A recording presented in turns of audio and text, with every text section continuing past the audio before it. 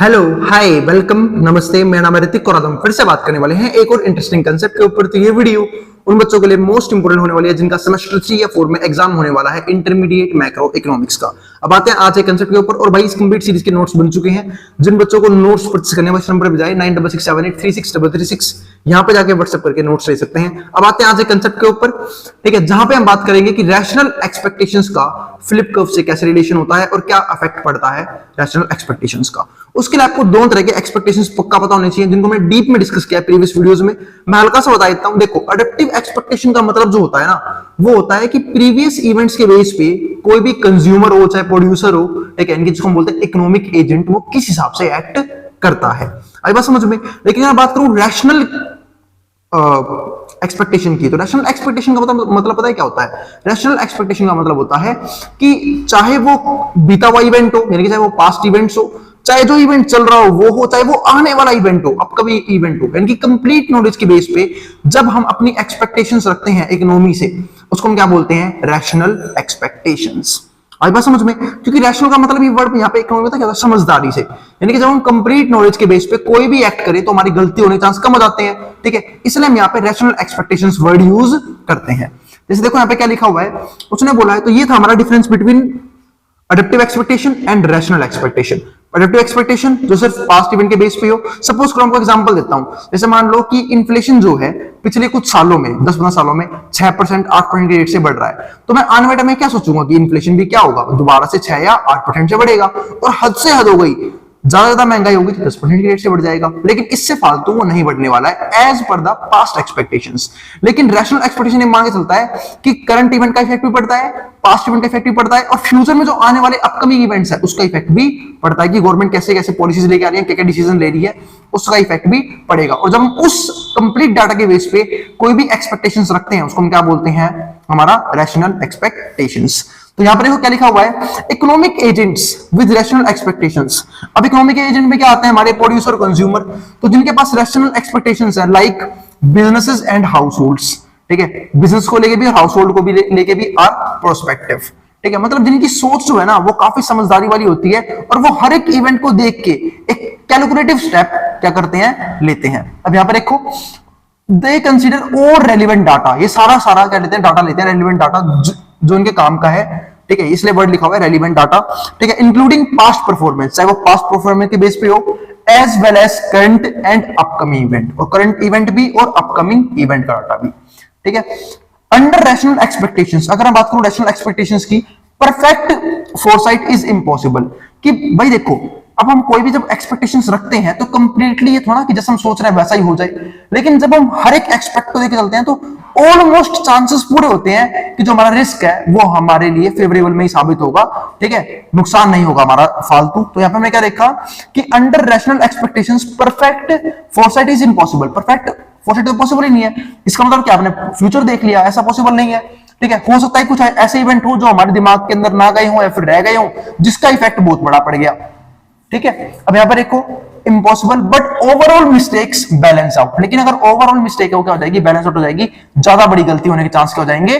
कम हो जाएंगे as compare to मतलब एडेप्टिव एक्सपेक्टेशंस। तो रैशनल एक्सपेक्टेशंस में फालतू के नुकसान होने के चांस बहुत ज्यादा कम हो जाते हैं। अब यहां पर देखो, फॉर एग्जांपल क्या एग्जांपल लिखा हुआ है, if actual inflation rate is same as projected inflation. अब देखो, एक है actual inflation rate. Actual inflation rate का मतलब क्या है कि एक्चुअल में किस रेट से महंगाई बढ़ी है या फिर इन्फ्लेशन राइज किया है। और प्रोजेक्टेड का मतलब क्या होता है कि जो हम सोच के चलते हैं। तो अगर मान लो एक्चुअल इन्फ्लेशन रेट सेम है प्रोजेक्टेड इन्फ्लेशन रेट के, तो एज अ रिजल्ट ना तो प्रोड्यूसर को नुकसान होने वाला, ना कंज्यूमर को नुकसान होने वाला। क्यों? क्योंकि वो ऑलरेडी प्रिपेयर्ड है, क्योंकि इसको पहले से ही पता है कि फ्यूचर में क्या होने वाला है, फिर मतलब जैसा मैं सोचा वैसा ही हो गया। इसका मतलब हम उस चीज के लिए पहले क्या होंगे? तैयार बैठे होंगे, ठीक है। और यहां पे क्या लिखा हुआ है, neither the company nor the employee make a mistake. तो यही बात हो गई कि कंपनी ना तो कंपनी मिस्टेक करेगी ना एम्प्लॉय मिस्टेक करेगा व्हेन नेगोशिएटिंग द कंपनसेशन। जब वो कंपनसेशन के लिए क्या करेंगे? जाएंगे, ठीक है। अब यहां पे क्या लिखा हुआ है? Compensation rate. Therefore given rational expectations there is no trade off between inflation and unemployment. तो यहां पे इन्फ्लेशन के बीच में और अनएम्प्लॉयमेंट के बीच में कोई भी ट्रेड नहीं होगा। The economy is unemployment at natural level. तो जो अनएम्प्लॉयमेंट इकोनॉमीज की जो अनएम्प्लॉयमेंट रेट होगी वो किस लेवल पे होगी? नेचुरल लेवल पे। और वो तो हमेशा रहेगी, क्योंकि मैं बातें प्रीवियस वीडियो से करता आया हूं कि कभी भी पूरी इकोनॉमी में एक साथ सबको एम्प्लॉइज नहीं बनाया जा सकता, सबको जॉब नहीं प्रोवाइड की जा सकती। किसी ना किसी तरह की अनएम्प्लॉयमेंट इकोनॉमी में फिर भी रहती है, उसको हम क्या बोलते हैं? Natural level of unemployment. अब समझते हैं फिलिप्स कर्व को। आप सबको पता होगा कि अनएम्प्लॉयमेंट में फिलिप्स कर्व के हिसाब से अनएम्प्लॉयमेंट में और इन्फ्लेशन रेट में क्या होता है? इनवर्स रिलेशन पाया जाता है। इसका मतलब क्या है कि जैसे ही इन्फ्लेशन बढ़ेगा, जो मैं डिस्कस किया था जब मैं फिलिप्स कर्व समझा रहा था, कि जैसे इन्फ्लेशन बढ़ेगा अनएम्प्लॉयमेंट क्या हो जाएगी? कम हो जाएगी, और जैसे ही इन्फ्लेशन कम होगा अनएम्प्लॉयमेंट क्या हो जाएगी? बढ़ जाएगी, है ना। इसे बोलते हैं inverse relation between unemployment rate and inflation. जैसे क्या लिखा हुआ है, फिलिप्स कर्व रिप्रेजेंट। अब यहाँ पे दिक्कत क्या है? हमें पढ़ना है एक्सपेक्टेशन पॉलिसी एंड इनइफेक्टिवनेस डिबेट, यानी कि अब एक डिबेट चलता है। डिबेट क्या?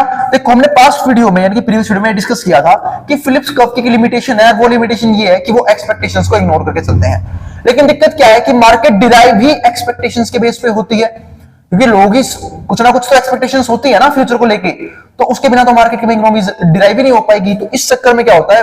बहुत तगड़ी डिबेट होती है किस चीज के बीच में? कि एक्सपेक्टेशंस पॉलिसी कैसे बनाई जाए एक्सपेक्टेशन के हिसाब से, और फिलिप्स कर्व को कैसे यूज किया जाए उसके अंदर। तो अब हमें वही डिस्कस करना है, और ये हमारा इस वीडियो का साथ साथ इस चैप्टर का आखिरी टॉपिक होने वाला है।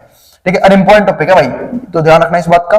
तो Phillips curve represent the inverse relationship. Inverse relationship क्या दिखाता है? इनवर्स रिलेशन दिखाता है किसके बीच में? Inverse relationship between inflation and unemployment. किसके बीच में? इन्फ्लेशन और अनएम्प्लॉयमेंट के बीच में। इसका मतलब वही है जो ऊपर बताया था मैंने, इन्फ्लेशन बढ़ेगा अनएम्प्लॉयमेंट कम हो जाएगी, इन्फ्लेशन कम होगा अनएम्प्लॉयमेंट बढ़ जाएगी। ठीक है, तो unemployment expectations policy इनइफेक्टिवनेस debate suggest that. अभी क्या दिखाता है वो समझा रहा हूं। ठीक है, एक्सपेक्टेशन पॉलिसी इनइफेक्टिवनेस डिबेट, मतलब जो ये इनइफेक्टिवनेस है वो क्यों है? Debate suggest that attempts to reduce unemployment की अगर गवर्नमेंट को अनएम्प्लॉयमेंट रिड्यूस करनी है। देखो मैं होता क्या, मैं आपको समझाता हूं। जब गवर्नमेंट को, ये मार्कर चल नहीं रहा, जब गवर्नमेंट को अनएम्प्लॉयमेंट रिड्यूस करना होता है तो गवर्नमेंट है ना अपने मॉनेटरी या फिर फिजिकल पॉलिसी को एक्सपेंड कर देती है, बट उसके भारी नुकसान देखने को मिलते हैं। कई बार क्या होता है, अनएम्प्लॉयमेंट रिड्यूस होती नहीं है, इकोनॉमी की धज्जियां उड़ जाती हैं ऐसी पॉलिसीज में। तो उसी को यहां पे समझाया गया है। कैसे? मैं आपको एक्सप्लेन करता हूं। सपोज करो कि गवर्नमेंट ने एक्सपेंड तो कर दी मॉनेटरी और फिजिकल पॉलिसी, यानी कि और इस बात का मतलब क्या होता है? गवर्नमेंट जो है पैसे का फ्लो मार्केट में इंक्रीज कर रही है।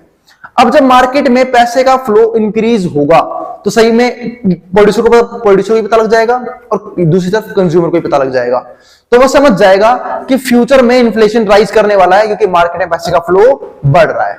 अब उस चक्कर में होगा क्या कि इन्फ्लेशन फ्यूचर में आने वाला था। क्यों? क्योंकि पैसा भी आना शुरू हुआ है। लोग क्या करेंगे कि उन्हें पता लग जाएगा फ्यूचर में महंगाई होने वाली है, वो आज डिमांड इंक्रीज कर देंगे, और आज डिमांड इंक्रीज करने की वजह से जो इन्फ्लेशन फ्यूचर में आने वाला था ना, वो इन्फ्लेशन करंट में आ जाएगा। तो ये होता है नुकसान जब एक्सपेक्टेशन को इग्नोर किया जाता है, क्योंकि एक्सपेक्टेशन से तो काम कर रहे हैं ना। अब उन्हें पता लग गया कि फ्यूचर में पैसा आने वाला है मार्केट के अंदर, और फ्यूचर में जब पैसा आएगा इन्फ्लेशन राइज करेगा, तो क्यों ना हम चीजों को आज ही खरीदना शुरू कर दें, ताकि फ्यूचर में जब इन्फ्लेशन बढ़े भी तो हमें ज्यादा नुकसान ना हो। अब उस चक्कर में क्या होगा, जब वो आज डिमांड बढ़ाएंगे इन्फ्लेशन आज ही राइज कर जाएगी, जो काम फ्यूचर में, जो नुकसान फ्यूचर में होने वाला था वो करंट में होना शुरू हो जाएगा।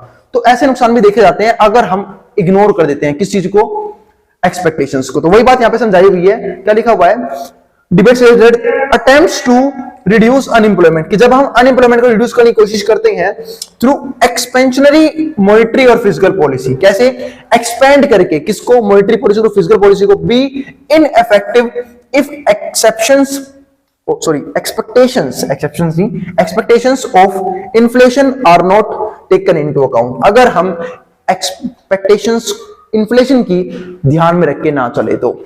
ये बात मैंने आपको समझाई कि अगर हम एक्सपेक्टेशंस को इग्नोर कर रहे हैं इन्फ्लेशन की बढ़ने की, तो उसका नुकसान हमें देखने को मिलेगा किसके अंदर? इकोनॉमी के अंदर। अनएम्प्लॉयमेंट का पता नहीं, पर इन्फ्लेशन काफी तेजी से बढ़ जाएगा, वो भी करंट लेवल पे ही बढ़ जाएगा। उसका आपको रीजन समझा चुका हूं, जो कि हम लोगों ने प्रीवियस वीडियो में डिस्कस भी किया था कि एक्सपेक्टेशंस में कंज्यूमर कैसे काम करता है। अगर कंज्यूमर को लग रहा है कि फ्यूचर में कोई भी चीज महंगी होने वाली है, वो उस चीज की डिमांड आज ही इंक्रीज कर देता है, ताकि फ्यूचर में उस चीज के लिए ज्यादा प्राइस पे ना करना पड़े। और उसे लग रहा है कि फ्यूचर में अगर महंगाई कम होने वाली है, मतलब अगर मान लो कि मार्केट से पैसा निकाला जाता है, कॉन्ट्रैक्शन किया जाता है मार्केट में, तब भी नुकसान देखने को मिलता है। तो करता क्या है? वो करंट कंजप्शन बंद कर देता है, मैं आपको एग्जांपल देता हूं। अब तो मैंने एग्जांपल है किसका, एक्सपेंशन का। आप कॉन्ट्रैक्शन का एग्जांपल समझते हैं। सपोज करो प्रोड्यूसर को और कंज्यूमर को पता लग गया कि मार्केट से पैसा निकाला जाने वाला है, गवर्नमेंट जो है वो पैसा निकालने की कोशिश कर रही है, यानी कि इकोनॉमी को कॉन्ट्रैक्ट करने की कोशिश कर रही है, ठीक है। तो अब कंज्यूमर क्या सोचेगा कि फ्यूचर में ना क्या होगा, प्राइस जो है वो कम होने वाले हैं। कम होने क्यों वाले हैं, क्योंकि मार्केट से पैसा निकाला जाने लगा, और जब मार्केट से पैसा निकाला जाएगा तो मार्केट में पैसा बचेगा नहीं, और पैसा नहीं बचा लोग डिमांड नहीं करेंगे, डिमांड नहीं करेंगे तो प्राइस क्या होगा, कम हो जाएगा, और जब प्राइस कम होगा तो हम तब कंज्यूम कर लेंगे। तो वो आज ही डिमांड को गिरा देते हैं, ऊपर वाले केस में डिमांड बढ़ा देते हैं, और जब कॉन्ट्रैक्शन करते हैं डिमांड को आज ही कम कर देते हैं। यानी कि जो काम फ्यूचर में बढ़ा था वो करंट पे कर देते हैं। क्यों, एक्सपेक्टेशन से डिराइव होके। तो अगर हम फिलिप्स कर्व को देखते हुए इन पॉइंट्स को इग्नोर कर देंगे तो क्या होगा, इकोनॉमी को बहुत बड़ा नुकसान होने वाला है। वही बात यहां पे समझाई हुई है। अब आगे समझते हैं, नोट में क्या लिखा हुआ है, policy makers can not use expansionary और contractionary policy to control unemployment.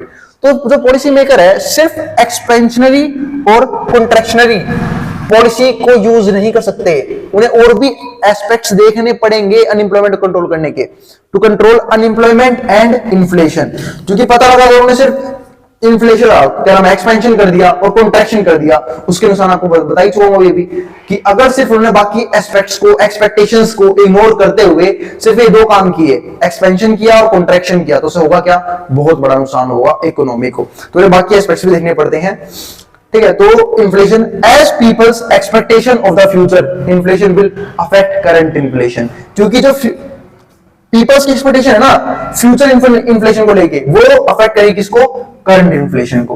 वो आज ही बेड़ागर कर देंगे एक्सपेक्टेशंस की वजह से। और बात आती है भैया, गवर्नमेंट इन चीजों को समझती नहीं है, बिल्कुल अच्छे से समझती है, पर गवर्नमेंट के पास भी रास्ते बहुत कम है ना, और उनके लिए सबसे इजी होता है फिजिकल पॉलिसी और मॉनेटरी पॉलिसी।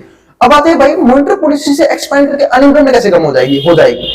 जब गवर्नमेंट को लगता है कि भाई अनएम्प्लॉयमेंट बहुत ज्यादा, गवर्नमेंट पैसा लेके आती है मार्केट के अंदर, नए नए बिजनेस डेवलप करती है, ठीक है, नए नए मार्केट में पैसा लगा देता है कि लोगों को जॉब प्रोवाइड हो, लेकिन उसका उल्टा एस्पेक्ट हमें ये देखने को मिलता है। कहीं ना कहीं अनएम्प्लॉयमेंट कम तो होती है अगर और सारे जो एस्पेक्ट्स हैं उसे कंट्रोल में, काबू में कर लिया जाए तो ये पॉइंट सही है, तो कोई दिक्कत नहीं है।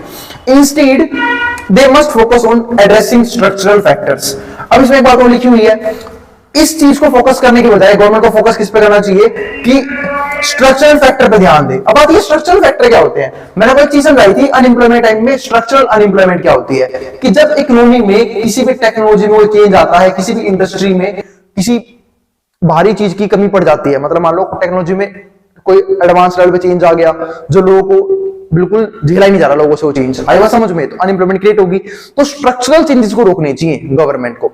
जैसे सपोज करो, मैं आपको एग्जांपल देता हूं कि इंडिया में लेबर इंटेंसिव टेक्निक फॉलो की जाती है, यानी कि ज्यादातर काम लेबर से करवाया जाता है। क्यों, क्योंकि इंडिया में पॉपुलेशन बहुत ज्यादा है, और अगर अनएम्प्लॉयमेंट चलती रही तो इंडिया की इकोनॉमी में बहुत सारी दिक्कत आ जाएगी। तो गवर्नमेंट करती क्या है, तो गवर्नमेंट है ना यहाँ पे फॉलो करते हैं लेबर इंटेंसिव टेक्निक, ठीक है। लेकिन सपोज करो कंपनीज अपनी मनमर्जी चलानी शुरू कर दे और यूज करना शुरू कर दे मशीन्स को ज्यादा एज कंपेयर टू लेबर, तो होगा क्या, स्ट्रक्चरल चेंज आएगा। अब ज्यादा काम मशीन करेंगे तो लोग पहले ही बेरोजगार थे, अब तो और ज्यादा बेरोजगार हो जाएंगे, जो आपको देखने को मिल भी रहे हैं। जैसे हम कई बार बात करते हैं एआई, आर्टिफिशियल इंटेलिजेंस की, अभी बात समझ में, जो काफी लेवल पे इकोनॉमी में स्ट्रक्चरल चेंजेस लेके आने वाले हैं। तो गवर्नमेंट को वो चेंजेस रोकने चाहिए ताकि लोगों की करंट जॉब्स ना जाए, ठीक है। तो structural factor that determine natural rate of unemployment, जिसकी वजह से डिटरमाइन क्या होता है, नेचुरल लेवल ऑफ अनएम्प्लॉयमेंट या फिर natural rate of unemployment. There are two main theories, दो मेन थ्योरीज है एक्सपेक्टेशंस को लेके, बता चुका हूं पहले ही। एक तो adaptive expectation and rational expectation. Under adaptive expectations individuals base their expectations, individual base करते हैं, base their expectations of inflation on past experiences. तो अगर बात करूं सिर्फ और सिर्फ अडैप्टिव एक्सपेक्टेशंस की, तो वो अपने पास्ट एक्सपीरियंस के बेस पे एक्ट करते हैं किसी भी चीज को लेके। और नीचे, while under rational expectations individuals use all available information, वो जितनी भी डाटा, जितना भी इंफॉर्मेशन अवेलेबल है सबको चेक करने के बाद टू फॉर्म एक्सपेक्टेशंस, तब वो क्या बनाते हैं, एक्सपेक्टेशंस बनाते हैं, ताकि उनमें उनके डाटा में करेक्ट करने में या फिर उनकी एक्सपेक्टेशंस में किसी भी तरह की गलती ना हो जाए।